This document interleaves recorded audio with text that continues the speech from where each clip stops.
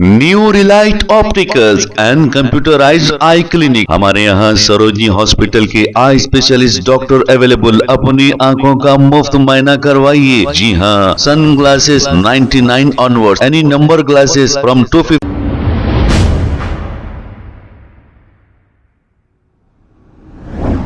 अस्सलाम वालेकुम नाजरीन, 7H न्यूज सच को रखे आपके आगे।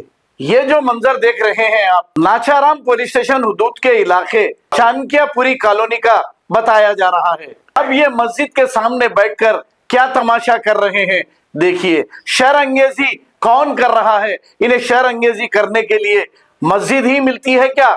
तो आप देखिए कौन छेड़ रहा है मुसलमानों को मस्जिद के सामने बैठकर। और फिर ये क्या कह रहे हैं? ये कुछ भी कह लें, लेकिन मस्जिद के सामने ही क्यों ये कह रहे हैं? तेलंगाना के पुरअमन माहौल को मुतासिर करने की मुसलसल कोशिश की जा रही है। आइए देखते हैं ये रिपोर्ट।